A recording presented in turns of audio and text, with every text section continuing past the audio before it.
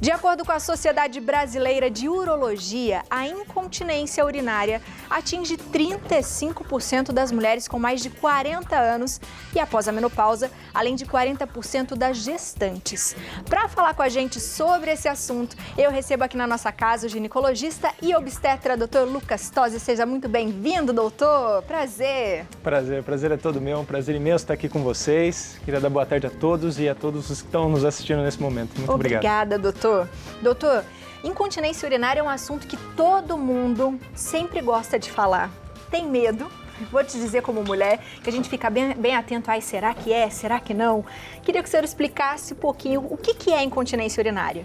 Perfeito. A incontinência urinária, na verdade, é a simples incapacidade de nós segurarmos a urina, quando nós perdemos urina de forma involuntária.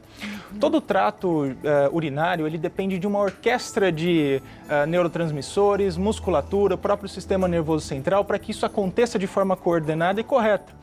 E quando nós falamos em incontinência urinária, basicamente nós estamos abrangendo aí uma porção de alterações que podem acontecer, seja uma incontinência, por exemplo, quando a mulher faz um tipo de esforço, seja aquela incontinência quando ela precisa de um banheiro naquele momento. Correr para o banheiro. Exatamente. E mesmo as incontinências fisiológicas, que é o que acontece, por exemplo, com as crianças de 2 a 3 anos, as incontinências funcionais, aquela pessoa que precisa ir para um banheiro, mas ela está acamada, ela não consegue se locomover, aquelas pessoas com Alzheimer e assim por diante. Então engloba toda uma série de alterações. Verdade, doutor. Você falou das crianças agora, eu fiquei pensando, a gente pensa só, né, com as mulheres mais velhas e não, né? Doutor, a gente tem uma ilustração aqui, se o senhor quiser pode até levantar aqui para explicar para a gente. Queria que o senhor explicasse. Pode ser, doutor? Claro, pode sem ali, problema.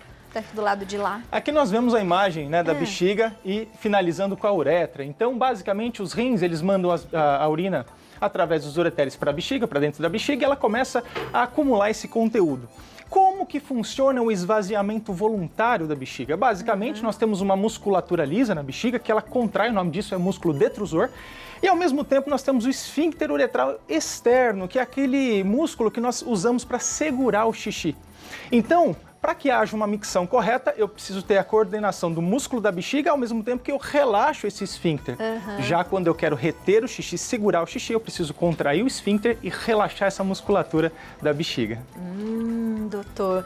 E aí, como é que a gente sabe que realmente está tendo essa incontinência urinária? Basicamente, se a mulher, no caso, né, nosso público-alvo aqui, acaba perdendo urina e isso traz algum tipo de transtorno, nós chamamos isso de incontinência urinária. Então, é aquela perda realmente involuntária. Tá. Então, por exemplo, a gente tem situações... eu não posso fazer atividade física, por exemplo. Vou pular uma corda, vou fazer uma corrida. Se eu dou muita risada, por exemplo, que a gente já ouviu... Isso pode ser. Exatamente. Isso que você está contando pra gente, Abiane, são aquelas incontinências que nós chamamos de esforço. Qualquer esforço físico, qualquer estresse físico que a mulher passa, pode ser o suficiente para que ela faça, que ela elimine a urina sem ter, de fato, desejo. Então, basicamente, esse tipo de incontinência nós chamamos de incontinência de esforço. Boa, você está falando dos tipos, né? A gente até citou uns aqui, a gente tem uma ilustração também falando disso, não tem? Boa, doutor. Conta pra gente. Incontinência de estresse. Exatamente. O estresse, na verdade, seria o esforço físico. Então, nós realizamos algum tipo de atividade física ou mesmo uma tosse, uma gargalhada que seja o suficiente para que aumente a pressão intraabdominal e que nós não conseguimos segurar esse xixi dentro da bexiga com o nosso esfíncter, por exemplo. Além disso, nós temos a incontinência de urgência, que já tem uma outra conotação. Basicamente, o músculo da bexiga, que é aquele músculo detrusor que nós falamos, ele contrai de forma totalmente involuntária. Isso faz com que a pessoa tenha vontade de fazer xixi do nada, né? Ela simplesmente precisa de um banheiro naquele minuto. E às vezes não dá tempo de chegar. Que é diferente da gente ter algum problema, por exemplo, de urina, né? Exatamente. De inflamação, alguma coisa assim, que me dá vontade a todo momento. Não é isso, né? Exatamente. A bexiga contrai fora de hora. Boa. Nós temos outras incontinências aqui, no caso do excesso de fluxo, é aquela bexiga que literalmente está muito cheia e ela literalmente vaza. Então, segurar o xixi por muito tempo também não é uma boa ideia. E por fim, as incontinências neurogênicas. E aí eu já estou pensando mais em lesões raquimedulares ou algum tipo de alteração do sistema nervoso central. Doutor, a gente está falando de mulheres. Homens também podem ter? Homens também podem ter, mas as mulheres são, sem dúvida, as mais prejudicadas. Para cada homem, 5 mulheres, mais ou menos, em média, na fase adulta. Então, é um problema muito mais típico das mulheres do que dos homens, de fato. E aí, quando a gente fala de idade, ela acontece mais dos 40 para cima e das mulheres grávidas, por exemplo, até por causa do peso, a da mulher grávida ou não? Da barriga ou não tem a ver? A mulher vai sofrer diversas alterações no decorrer da vida dela e, inclusive, durante a gestação, né, o próprio aumento do volume abdominal faz com que ela tenha uma modificação na anatomia do assoalho pélvico. Então, se ela tem uma alteração dessa musculatura, ela também tem mais uma predisposição maior para perder urina. Além disso, nós temos que lembrar que o útero ele se tomba por cima da bexiga. Então, é fato que a bexiga tem uma diminuição da sua complacência, que é a capacidade de reter urina, e com isso a mulher acaba, durante a gravidez, esvaziando. Já pensando na mulher de mais idade, aquela mulher que já está na menopausa, nós estamos tratando também, além desses fatores, ela já passou pelo período de gestação, de parto, ela também tem o fator hormonal. Nós sabemos que na menopausa a mulher diminui a quantidade de hormônios que ela produz e naturalmente acaba havendo um enfraquecimento das fibras musculares, além de uma alteração da coordenação neurológica da bexiga. Doutor, por favor, pode sentar aqui. Existe uma maneira da gente prevenir a incontinência urinária? Basicamente, nós tratamos dos fatores de risco. Nós temos que pensar nos fatores de risco e evitar que eles apareçam. Por exemplo, a obesidade. Então, aquela mulher que cuida da própria saúde, que pratica uma atividade física regularmente, como por exemplo o Pilates, que é um exercício fantástico para o assoalho pélvico, mas outros exercícios de modo em geral. O controle do peso, como nós falamos, isso tudo vai ajudar com que ela não tenha nenhum tipo de prejuízo. E claro, os próprios hábitos de vida que ela tem são fatores extremamente importantes. Aquela mulher que tem mais hábito de segurar o xixi tem uma predisposição maior naturalmente. As mulheres que são tossidoras crônicas, que são tabagistas e assim por diante, também vão ter uma predisposição maior para desenvolver. Então, bons hábitos de vida, eu diria que são a receita mágica para a gente conseguir controlar esses sintomas no longo prazo. E doutor, a gente tem casos, por exemplo, de mulheres que ficam desesperadas quando tem que sair de casa. Por exemplo, ainda mais agora nessa época, né, que a gente sai, que é mais cheio as ruas, e aí você sabe, e se me der vontade, o que eu vou fazer que eu não consigo segurar o xixi? Existe um tratamento, alguma forma que deixa as pessoas um pouco mais leves sobre isso ou não? Sim, sem dúvida. Quando nós pensamos em incontinência urinária, é importante nós ressaltarmos que, do ponto de vista prático, são duas as principais, a de esforço e a de urgência. São essas duas as que mais chamam a nossa atenção. No caso das duas, sem dúvida nenhuma, o assoalho pélvico ele tem que ser fortalecido. Então, a fisioterapia de assoalho pélvico é uma ótima medida para a gente evitar que ela tenha esse desconforto. Além disso, as medidas comportamentais. Por exemplo, não é interessante que a mulher saia de casa, por exemplo, com a bexiga cheia. Então, ela pode urinar sempre que ela for sair de casa. Ela pode criar um hábito miccional a cada 2 horas, por exemplo, seria também um fator interessante. A gente pode programar, doutor? Tipo assim, a cada 2 horas, se eu sei que isso acontece, eu ir ao banheiro até eu ter essa disciplina, o corpo vai entender? Exato. Na verdade, quando você está com a bexiga vazia, mesmo que você perda, o volume acaba sendo menor.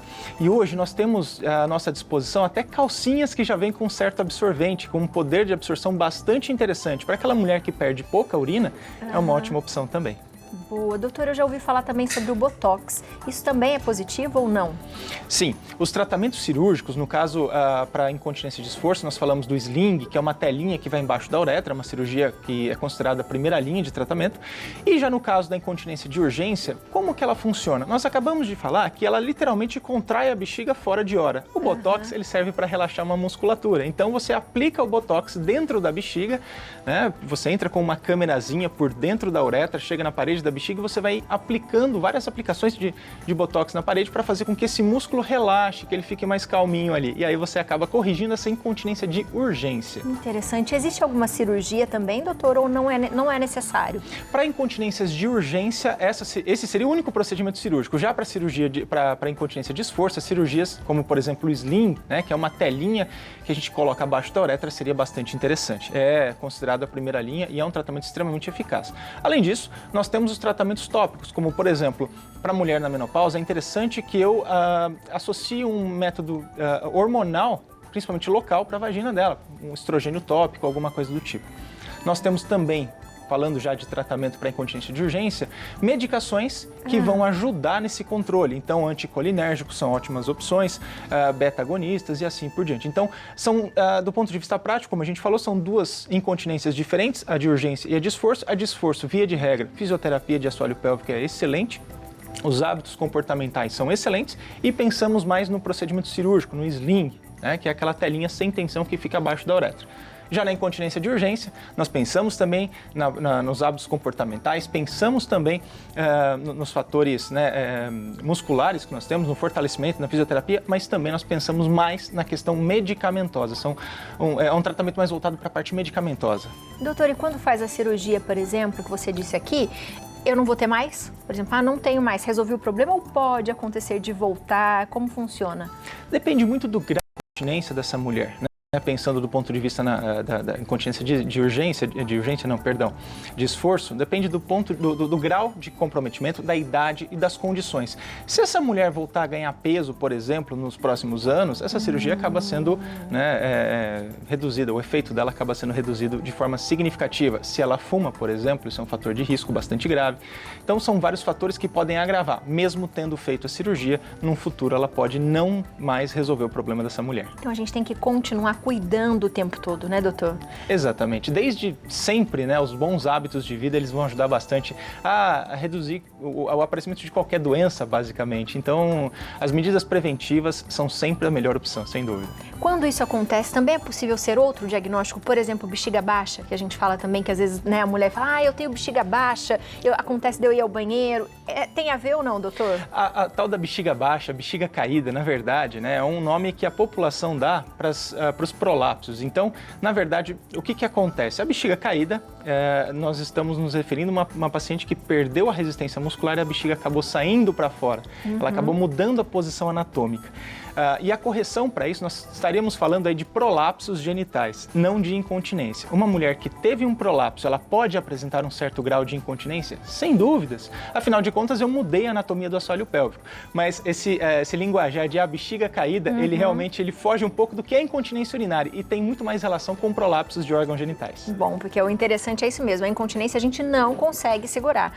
E aí, doutor, nesse caso, muitas mulheres também evitam de se hidratar. Porque quanto mais água eu vou beber, mais vontade de ir ao banheiro eu vou ter. E aí, tá errado?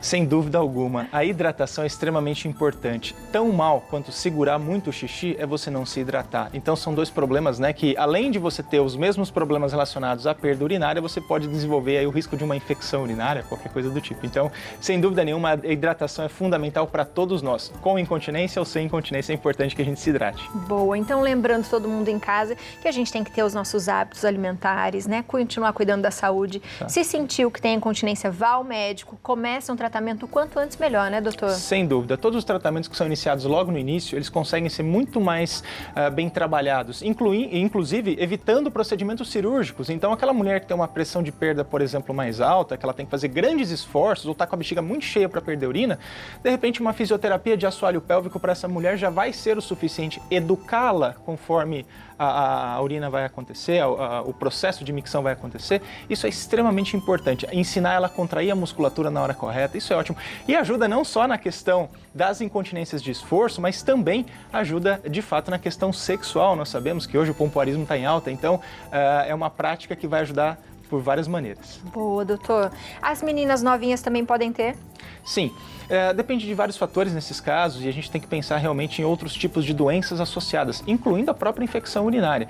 Mas, de fato, mulheres que praticam atividade física muito intensa podem ter essas perdas, ou mesmo aqueles extravasamentos pelo excesso de urina dentro da bexiga. E o tratamento é o mesmo? A forma de cuidar da saúde é a mesma, né, doutor? A forma de cuidar da saúde é sempre a mesma, desde o início. Agora, o tratamento vai depender de cada caso, né? Nós temos pacientes realmente jovens que têm quadros bastante graves e nós temos que olhar com um pouquinho de delicadeza para esses casos, porque realmente pode ser um pouquinho mais difícil lá no futuro. Bom, doutor.